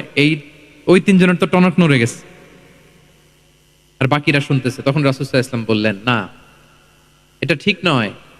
আমি তোমাদের মধ্যে থেকে সবচেয়ে বেশি মুত্তাকি, সবচেয়ে বেশি বুজুর্গ। ওয়াল্লাহি ইন্নী লা আখশাকুম লিল্লাহি ওয়া আতকাকুম লাহু, আমি তোমাদের মধ্যে থেকে আল্লাহকে সবচেয়ে বেশি ভয় পাই। বলেন তো, রাসূল সাল্লাল্লাহু আলাইহি ওয়াসাল্লামের চেয়ে বেশি আল্লাহকে ভয় পাওয়া কারো পক্ষে সম্ভব? আল্লাহর হাবিব সাল্লাল্লাহু আলাইহি ওয়াসাল্লামের চেয়ে বেশি মুত্তাকি হওয়া কারো পক্ষে সম্ভব? আমার নবীর চাইতে শ্রেষ্ঠ হওয়া সম্ভব? তার যে স্ট্যান্ডার্ড ইবাদতের, এটারে ছাড়া যাওয়া সম্ভব? সম্ভব না। তারপরে আবার শেষ রাতে তাহাজ্জুদও পড়ি, ঘুম, সোম বৃহস্পতিতে রোজা রাখি, সপ্তাহের বাকি দিন। আবার আমার অনেক 9 জন স্ত্রী তো এট এ টাইমে ছিল, আমি স্ত্রীদের সাথে মেলামেশাও করি। তো আমি এগুলো সব ঠিক রেখে আল্লাহর সবচেয়ে প্রিয় মুত্তাকি হইতে সমস্যা হইল না। তোমাদের এত সমস্যা কোথায়? তোমাদের সমস্যা কোথায়? আমার চেয়ে শ্রেষ্ঠ যদি কেউ কিছু করতে চাও, এটা হবে না, আমি হচ্ছি স্ট্যান্ডার্ড। সুবহানাল্লাহ। দেখেন, এইভাবে যখন বললেন, ঠিক করে দিলেন যে তোমরা কে কে জানি এরকম নিয়ত করছো, এটা ভুল করেছো, বরং শুদ্ধ হবে এটা। ওই তিনজনের টনক নড়ে গেছে, তারা শুধরে নিয়েছেন, আর বাকিরা সঠিক মেসেজটা, সঠিক নির্দেশনাটা জেনে গেল। তাহলে ওনাদেরকে কারেকশন করা হয়ে গেছে না অলরেডি? বলেন তো, ওনারা যে ভুল করছে কারেকশন হয়েছে কিনা? কিন্তু তাদেরকে অপমান করা হয়েছে? হুম এই ভুলটা আমরা অনেক সময় করি। অন্যের সামনে কখনো নিজের ছেলেকে, নিজের স্ত্রীকে, বন্ধুকে বা যাকে, হঠাৎ হাসির রোল পড়লো কেন এখানে? কিছু কমন পড়ে গেছে নাকি কথা নিজের জীবনের সাথে? অন্যের সামনে এইভাবে আমরা যেন কারেক্ট না করি। কাউকে সংশোধন করতে চাইলে আল্লাহর হাবিব সাল্লাল্লাহু আলাইহি সাল্লামের দেখানো পথেই যেন আমরা সংশোধন করি। এটা হচ্ছে এই হাদিসের 1 নম্বর শিক্ষা। আরেকটা শিক্ষা হচ্ছে ব্যালেন্স লাইফস্টাইল, ব্যালেন্স অ্যাপ্রোচ আমরা জানলাম। অনেকে মনে করে, আমার পরিচিত কয়েকজন লোক আছে, আমি বলছি তারা থামাইছে কিনা জানি না, আমার কাছে এসে শোনাইতেছে, হুজুর আমি সারা বছর রোজা রাখি। আমি বলছি আপনার বলছে কি সারা বছর রোজা রাখতে? সারা বছর তো রোজা রাখা নিষেধ, এটাকে সমে বিসাল বলে, এটা নিষেধ। বরং সবচেয়ে বেশি যদি কেউ রাখতে চায়, রাসূল সাল্লাল্লাহু আলাইহি ওয়াসাল্লাম বলছে, তাহলে সাওমুল্লাহি দাউদ, সিয়ামু দাউদ, দাউদ আলাইহিস সালামের রোজা। এর চেয়ে বেশি না। একদিন রাখবা, আরেকদিন ভাঙবা, একদিন রাখবা, আজকে রোজা রাখলে কালকে খাবেন, কালকে রাখবেন, এরপরের দিন রাখবেন, এরপরের দিন ভাঙবেন। এর চেয়ে বেশি রাখা যায় না। লাগাতার রোজা রাখা নিষেধ। লাগাতার 6 মাস 5 মাস সারা বছর অনেকে রোজা রাখে, এটা না জানার কারণে। তাহলে এই যে ইসলামের যে ব্যালেন্স লাইফস্টাইল, এটা আমরা জানলাম। কাউকে কিভাবে শুধরে দিতে হবে, কারেক্ট করতে হবে, কারেকশনের ওয়ে, এটা আমরা জানলাম। ইসলাম যে the combination of material and spiritual life, এইটার একটা তথ্য আমরা জানলাম যে আপনার এই দুনিয়াও লাগবে, আপনার আখিরাতও লাগবে। আপনি সব ছেড়ে দিয়ে শুধু আল্লাহর রাস্তায় চলে গেলে ওইটা ইসলাম শিখায় নাই। ইসলাম যে আমাদেরকে ফরিয়াদ শিখায়, প্রার্থনা শিখায়, রব্বানা আতিনা ফিদ দুনিয়া হাসানা ওয়া ফিল আখিরাতি হাসানা ওয়া কিনা আযাবান নার। হে আল্লাহ, আপনি দুনিয়াতেও হাসানা দেন, আখিরাতেও হাসানা দেন। আগে চাইছি কোনটা, আখিরাত না দুনিয়া? সবাই বলেন তো। রব্বানা আতিনা ফিল আখিরাতি হাসানা ওয়া ফিদ দুনিয়া হাসানা, এরকম নাকি রব্বানা ফিদ দুনিয়া হাসানা? দেখেন, দুনিয়াটা আগে, দুনিয়াটা আগে। তো ব্যালেন্স, এই ভারসাম্য রাখাটা আমি আলোচনা শুরুই তো করেছি, ওয়াসাতিয়া মানে ভারসাম্যপূর্ণ। ইসলামের নেচারটা হচ্ছে ব্যালেন্সড অ্যাপ্রোচ। এটা আমরা এই হাদিস থেকে শিখতে পারি। আমাদের অনেকেরই এটাতে ঘাটতি আছে, অনেক জ্ঞানী, অনেক স্কলার, অনেক তার কিছু, কিন্তু তার মধ্যে ভারসাম্য এবং পরিমিতি বোধ নাই। পরিমিতি বোধ, ভারসাম্য, ব্যালেন্স লাইফস্টাইল, এটা অনেকে অ্যাডপ্ট করতে পারে না। এইখান থেকে যারা আছে এই সবাই এগুলো পালন করবে, আমি এটার বাইরে। দেখবেন যার সাথেই কথা বলেন তার কোনো সমস্যা, তার দোষ, তার কিভাবে সেলফ ডেভেলপমেন্ট, আত্মোন্নয়ন, আত্মশুদ্ধি, শুদ্ধাচার, এগুলো নিয়ে কথা নাই। খালি বলে এই যে কি সমস্যা রে ভাই সমাজে, জানেন সমস্যা, সমাজে সমস্যা, হুজুরদের মধ্যে সমস্যা, শুধু সমস্যা, মানে উনি সব জায়গায় সমস্যা দেখতে পায়। কিন্তু বেসিকলি আপনি যখন সমস্যা নিয়ে কথা বলবেন, সবার আগে খেয়াল করতে হবে যে ওই সমস্যায় আমি আক্রান্ত কিনা। আমরা কেন যেন অন্যকে কাঠগড়ায় দাঁড় করাতে বেশি পছন্দ করি, কিন্তু নিয়ম হচ্ছে নিজেকে বারবার কাঠগড়ায় দাঁড় করানো, যে আমি ঠিক করতেছি কিনা, আসলে আমার মধ্যে শুদ্ধাচার আছে কিনা, আমার লেনদেন ঠিক আছে কিনা, আমি আমার মধ্যে সততা আছে কিনা, do I live a decent life. এটা অনেক সময় আমরা ভুলে যাই। আমরা যা বলি সেটার জন্য আগে আমরা নিজে আমল করতে পারি। আল্লাহ তৌফিক দান করুক। আল্লাহ তাআলা বলছেন, ইয়া আইয়ুহাল্লাযীনা আমানু লিমা তাকুলুনা মা লা তাফআলুন। কেন তুমি সেটা বলো যেটা তুমি করো না? কেন সেটা বলো? তো আমরা যদি দাওয়া কাজ করতে চাই, আমি যে দাওয়াটা দিব বা নাসিহাত দিব বা বার্তাটা রাখবো, সবার আগে যেন এটা নিজের দিকে, ওই তীর যেন নিজের দিকে থাকে, যে না এটা আগে তোমার জন্য, আগে তুমি পালন করো, পাশাপাশি এটা সবার জন্য। এটা যেন আমরা করি। আল্লাহর হাবিব সাল্লাল্লাহু আলাইহি ওয়াসাল্লামের জীবনে যদি আমরা দেখি তাহলে দেখবো উনি যা বলতেন ওইটা নিজে আগে বেশি করতেন। আল্লাহু আকবার। উনি ইবাদতের কথা বলতেন, আল্লাহর সামনে নিজেকে সঁপে দেওয়ার কথা বলতেন। হে আল্লাহ, আমি আপনার দাস। আল্লাহ, আমি দাসের ঘরের দাস, দাসীর ঘরের দাস।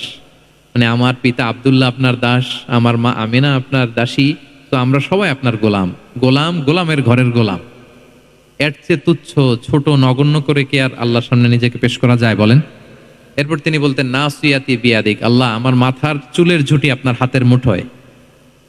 মাথার চুলের ঝুঁটি হাতের মুঠোয় মানে কি? আপনি ডানে টান দিলে আমি ডানে যেতে বাধ্য, আপনি বাঁয়ে টান দিলে মানে আমার আর কিছু নেই, আল্লাহ সব সঁপে দিলাম আপনার কাছে। কিভাবে নিজেকে তিনি সঁপে দিতেন?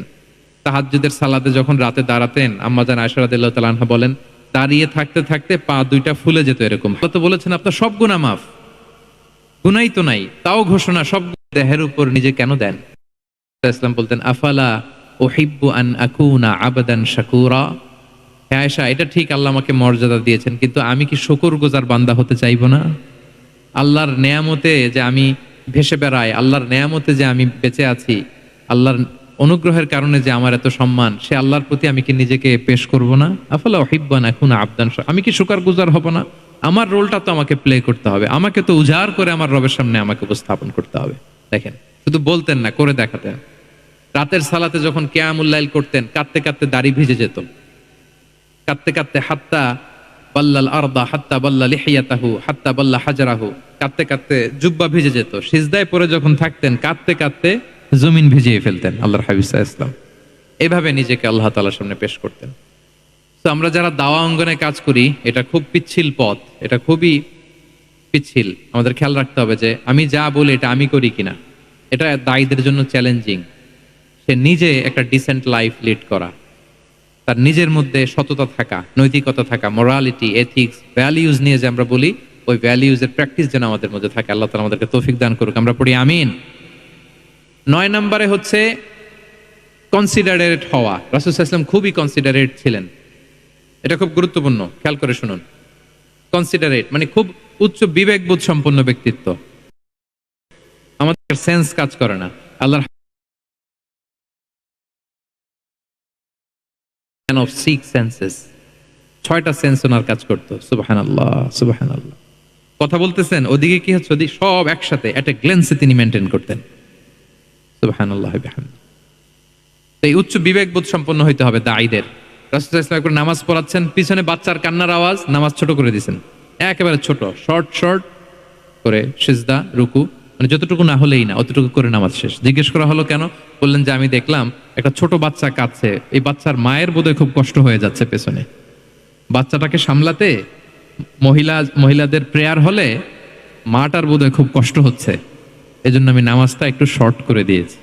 সুবহানাল্লাহ। আমরা নামাজে দাঁড়ালে দিন দুনিয়ার হুঁশ নাই, কি হচ্ছে না হচ্ছে না, আপনার সব খেয়াল রাখতে হবে। কি হচ্ছে, you are a leader, you are a দাঈ, আপনাকে এটা খেয়াল রাখতে হবে। রাসূল সাল্লাল্লাহু আলাইহি ওয়াসাল্লাম এরকম উচ্চ বিবেকবোধ সম্পন্ন লোক ছিলেন। মুআয ইবনে জাবালকে এক জায়গার মদিনার পাশেই ইমাম করে পাঠালেন, ইমাম। তো ওই এলাকার মুসল্লিরা ছিলেন শ্রমজীবী। কি জীবী? শ্রমজীবী। ওনারা উট দিয়ে পানি নিয়ে খেজুর গাছে পানি সেচ দিত, তারা খুব কষ্ট করে সারাদিন। তো উনি মাগরিবের নামাজে একদিন নামাজ শুরু করলেন, আল্লাহু আকবার বলে সূরা ফাতিহার পরে উনি সূরা বাকারা শুরু করলেন। কোন সূরা? কোরআনের সবচাইতে ছোট সূরা নাকি? হ্যাঁ, আয়াত কত? সবচাইতে বড় সূরা। তো উনি হয়তো একটা খুব মানে চিল মুডে আছেন, একটা খুব ভালো মুডে আছেন, ইবাদতের একটা মুডে আছেন। ওনার আবেগ থেকে উনি হয়তো সূরা বাকারা শুরু করে দিয়েছেন, তেলাওয়াত করে করে মজা পাচ্ছেন, করতেছেন। কিন্তু পিছনে মুসল্লিরা হচ্ছে শ্রমজীবী, সারাদিন খেতে খামারে খেজুর বাগানে কাজ করে ওনারা নামাজ পড়তেছেন। একদল তো নামাজ ছেড়ে দিছে, ছেড়ে দিয়ে নিজেরা নামাজ পড়ে আল্লাহর হাবিব সাল্লাল্লাহু আলাইহি ওয়াসাল্লামের কাছে যে বিচার দিলেন যে, ইয়া রাসূলুল্লাহ, দেখেন এমন একজনকে ইমাম হিসেবে পাঠালেন, উনি মাগরিবের নামাজ শুরু করছে সূরা বাকারা দিয়ে। আমরা হচ্ছে শ্রমজীবী মানুষ, আমরা কি পারি এত সময় দাঁড়িয়ে থাকতে? রাসূল সাল্লাল্লাহু আলাইহি ওয়াসাল্লাম খুব রেগে গেলেন, খুব। মুআয ইবনে জাবাল রাদিয়াল্লাহু তাআলা ওনাকে ডেকে পাঠালেন। ডেকে কি শব্দ ইউজ করতে জানেন? উনি বললেন, আফাত্তানুন আনতা ইয়া মুআয। ফাত্তান মানে ফিতনাবাজ। হে মুআয, তুমি কি সমাজে ফিতনা ছড়াচ্ছ? তোমাকে পাঠালাম সেখানকার ইউনিটি ধরে রাখতে, ইমাম হয়ে নামাজ পড়াবা, তালিম দিবা। আফাত্তান আনতা ইয়া মুআয, তুমি ফিতনা ছড়াচ্ছ? তুমি কেন সাব্বিহ ইসমা রাব্বিকাল আলা তোমার মুখস্থ নাই? ওয়াশ-শামসি ওয়া দুহাহা মুখস্থ নাই? হাদিসে দুইটা সূরার কথা, যে এই সাইজের সূরাগুলো পারো না, তুমি এগুলো দিয়ে নামাজ পড়াবা যাতে ওদের কষ্ট না হয়। ওরা তো শ্রমজীবী সাহাবী, ওদের দিকে তো তোমার খেয়াল রাখতে হবে, কনসিডারেট হতে হবে। সুবহানাল্লাহ বিহামদি। দেখেন রাসূল সাল্লাল্লাহু আলাইহি ওয়াসাল্লাম ইমামকে এনে শাসন করলেন, বুঝিয়ে বললেন যে না, তোমাকে ছোট ছোট সূরায় নামাজ পড়াতে হবে যাতে করে কষ্ট না হয়। এবং রাসূল সাল্লাল্লাহু আলাইহি ওয়াসাল্লাম কাউকে কোনো দায়িত্ব দিয়ে কাজে পাঠালে ওনার বিখ্যাত একটা বাণী তিনি বলে দিতেন। আমার ভেরিফাইড যে ফেসবুক পেজের কভার ফটোতে দেখবেন এই হাদিসটা দেয়া। সেটা হচ্ছে, তিনি কাউকে কোনো দায়িত্ব দিয়ে পাঠালে তিনি বলতেন, বাশশিরু ওয়ালা তুনাফিরু, ইয়াসসিরু ওয়ালা তুআসসিরু। মানে তোমরা মানুষকে সুসংবাদ দিও, মানুষকে দিন থেকে ভাগিও না, দিনকে সহজ করে উপস্থাপন করো, দিনকে জটিল করে মানুষের সামনে উপস্থাপন করো না। আমরা এটা ভুল করি, এত কঠিন ভাবে উপস্থাপন করি, ভাবে যে কঠিন করে উপস্থাপন করতে পারলেই বোধহয় ওনার ক্রেডিট। এরকম একটা মানসিকতা অনেকের আছে। কোনো মুফতি যদি এমন কোনো ফতোয়া দেয় যেটা সমাজের অধিকাংশ মুসলিম চেষ্টা করেও মানতে পারতেছে না, কঠিন হয়ে যাচ্ছে, তার মানে something is missing in the ফতোয়া, something is missing in the legal opinion, and the মুফতি should revise the issue again and again. তাকে আরো মুফতিদের সাথে রিভাইজ করতে হবে, আরো কিভাবে জীবন ঘনিষ্ঠ করে মাসালাটা দেয়া যায় তাকে এটা ভাবতে হবে। কারণ আল্লাহ দিনের মধ্যে জটিলতা রাখেননি, কাঠিন্যতা রাখেননি। আমরা দিনকে কঠিনভাবে মানুষের কাছে উপস্থাপন করি, মানুষকে ভয় দেখাই, আমরা হতাশ করি, দিন থেকে ভাগাই। রাসূল সাল্লাল্লাহু আলাইহি ওয়াসাল্লাম বলেছেন, খবরদার দিন থেকে ভাগিও না, সহজ করে মানুষের কাছে উপস্থাপন করো, দিনকে জটিল করে মানুষের কাছে উপস্থাপন করবে না। তো তাহলে কনসিডারেট ছিলেন রাসূল সাল্লাল্লাহু আলাইহি ওয়াসাল্লাম, খুব উচ্চ বিবেক বোধ সম্পন্ন ব্যক্তি ছিলেন। একবার মাগরিবের সালাতে অথবা এশার সালাতে হাদিসে এসেছে যে ইহদা সালাতাইল ইশা, মানে মাগরিব অথবা এশায়, হাসান হুসাইন রাদিয়াল্লাহু তাআলা আনহুমাকে নিয়ে তিনি নামাজে গেলেন। নামাজের এক পর্যায়ে সেজদারত অবস্থায় ওনার নাতি হাসান রাদিয়াল্লাহু তাআলা আনহু ওনার কাঁধের উপরে চেপে বসলেন, দীর্ঘ সেজদা দিলেন। এরপর যখন নামাজ শেষ করলেন, সাহাবারা বললেন, ইয়া রাসূলুল্লাহ, এত লম্বা সেজদা দিতে তো কখনো দেখি নাই, নামাজে কি অসুস্থ হয়ে গেলেন নাকি? অথবা নামাজ চলা অবস্থায় কি কোরআনের আয়াত নাজিল হলো নাকি? রাসূল সাল্লাল্লাহু আলাইহি ওয়াসাল্লাম বললেন, কুল্লু যালিকা লাম ইয়াকুন, একটাও না, বরং ওয়ালাকিন নাবনি ইরতাহালানি, আমার নাতি আমার কাঁধে উঠছিল। ফাকারিহতু আন উআজ্জিলাহু হাত্তা ইয়াকদিয়া হাজাতা, আমি সিজদায় উঠতে গেলেই তো ও যে খেলতেছে এটা ডিস্টার্ব হয়ে যাবে, তো ওর যতক্ষণ না ওর খেলা শেষ না হয় আমি একটু ওয়েট করতেছিলাম। তার খেলাধুলা শেষে তার সময় যখন হয়েছে নেমে গেছে, আমি তখন সিজদা থেকে মাথা উঠিয়েছি। কি কনসিডারেট ছিলেন দেখেন, কি উচ্চ বিবেক বোধ সম্পন্ন, অন্যের যাতে কষ্ট না হয়, অন্যের যে কোনো কনসার্ন, এগুলো সব তিনি খেয়াল রাখতেন। তো দাঈদের এরকম সিক্স সেন্সের অধিকারী হওয়ার চেষ্টা করতে হবে। আল্লাহ তাআলা আমাদেরকে তৌফিক দান করুক। কয়টা গেল? 9টা। আর একটা সর্বশেষ, এটা খুব গুরুত্বপূর্ণ, আপনাদের সাথে খুবই রিলেভেন্ট, মনোযোগ দিয়ে শুনুন। সেটা হচ্ছে প্রপার টাইমিং ফর দাওয়া। দাওয়ার জন্য টাইমিংটা খুব গুরুত্বপূর্ণ। টাইমিং ইজ প্রপার টাইমে যদি দেন, ওটা ক্লিক করবে, ওটা স্পার্ক করবে। আর যদি সময় মতো না হয়, ওটা কাজ করবে না। প্রপার টাইমে প্রপার দাওয়াটা দিতে হয়, সঠিক সময়ের অপেক্ষা করা, যখন সেই সময়টা আসছে তখন দাওয়া দেওয়া। বুঝতে পেরেছেন না ব্যাপারটা? একটা ছোট্ট উদাহরণ দেই। এক ইহুদি কিশোর রাসূল সাল্লাল্লাহু আলাইহি ওয়াসাল্লামের খেদমত করতো। ইহুদি কিশোর, কোন ধর্মের কিশোর বলেন তো? ইহুদি কিশোর। প্রায় আসতো রাসূল সাল্লাল্লাহু আলাইহি ওয়াসাল্লামের কাছে, আসতো রাসূল সাল্লাল্লাহু আলাইহি ওয়াসাল্লামের সেবা করতো, কিন্তু তাকে কখনো রাসূল সাল্লাল্লাহু আলাইহি ওয়াসাল্লাম দিনের দাওয়াত দেন নাই। ছেলেটা ইহুদি, কিন্তু তার সামনে কখনো দিনের দাওয়াত তিনি দেন নাই। একদিন দেখে যে ওই ছেলে আসে না, লাগাতার এরকম কয়েকদিন যাবত ওই ছেলে আর আসে না। তখন রাসূল সাল্লাল্লাহু আলাইহি ওয়াসাল্লাম খোঁজ নিলেন যে কি হয়েছে। তখন রাসূল সাল্লাল্লাহু আলাইহি ওয়াসাল্লাম শুনতে পেলেন যে ছেলেটা অসুস্থ। ছেলেটা কি অসুস্থ? আল্লাহর হাবিব সাল্লাল্লাহু আলাইহি ওয়াসাল্লাম তার বাসায় গেলেন, যে দেখলেন যে বিছানায় পড়ে আছে ছেলেটা। আল্লাহর হাবিব সাল্লাল্লাহু আলাইহি ওয়াসাল্লাম গেলেন, যে দেখলেন যে ইহুদি ছেলেটা বিছানায় পড়ে কাতরাচ্ছে, পাশে ছেলেটার বাবা। রাসূল সাল্লাল্লাহু আলাইহি ওয়াসাল্লাম তার মাথায় হাত বুলিয়ে দিলেন, তার খোঁজ খবর নিলেন। এবার রাসূল সাল্লাল্লাহু আলাইহি ওয়াসাল্লাম বললেন, আসলিম, মানে ইসলাম ধর্ম গ্রহণ করো। ফানাযারা ইলা ওয়াজহি আবি, ইহুদি ছেলেটা তার বাবার চেহারার দিকে তাকালো যে দেখি আব্বা কি বলে। বাবা যেহেতু দাঁড়ায় আছে, ফানাযারা ইলা ওয়াজহি আবি, বাবার চেহারার দিকে মুমূর্ষু ছেলেটা বাবার চেহারার দিকে তাকালো। তো বাবা বলল, আতি আবুল কাসিম, মানে আবুল কাসিম যা বলে তাই শোনো। রাসূল সাল্লাল্লাহু আলাইহি ওয়াসাল্লামের বড় ছেলের নাম ছিল কাসিম, ফলে ওনাকে আবুল কাসিম বলে মদিনাতে ডাকা হতো। আমাদেরও তো বড় ছেলে বা বড় মেয়ের নাম ধরে ডাকে না? ধরেন যে আপনার বড় ছেলের নাম আব্দুল্লাহ, তো আপনারা বলে আব্দুল্লাহর বাবা। রাসূল সাল্লাল্লাহু আলাইহি ওয়াসাল্লামকে মদিনায় বলা হতো কাসিমের বাবা। তো ছেলেটা যখন বাবার চেহারার দিকে তাকালো, বাবা বলল, আতি আবুল কাসিম, তুমি আবুল কাসিমের অনুসরণ করো, যা বলে তাই শোনো। ছেলেটা তখন পড়তে আরম্ভ করলো, আশহাদু আল্লা ইলাহা ইল্লাল্লাহ ওয়া আশহাদু আন্না মুহাম্মাদুর রাসূলুল্লাহ, মানে মুসলিম হয়ে গেল।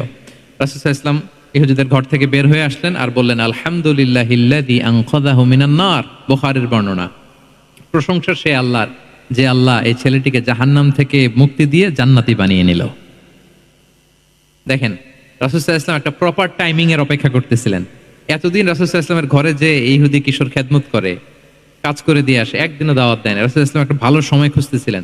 শুরুতেই যদি দাওয়াত দেয়, ওই ছেলে আশাই বন্ধ করবে, ভাববে খাইছে, আমার তো ধর্মান্তরিত করতে চায়। ঠিক কিনা বলেন? যে আমার একটা ফেইথ আছে, সে তো আমার ফেইথ কেড়ে নিতে চায়, বা তার বাবাও ভয় পাবে।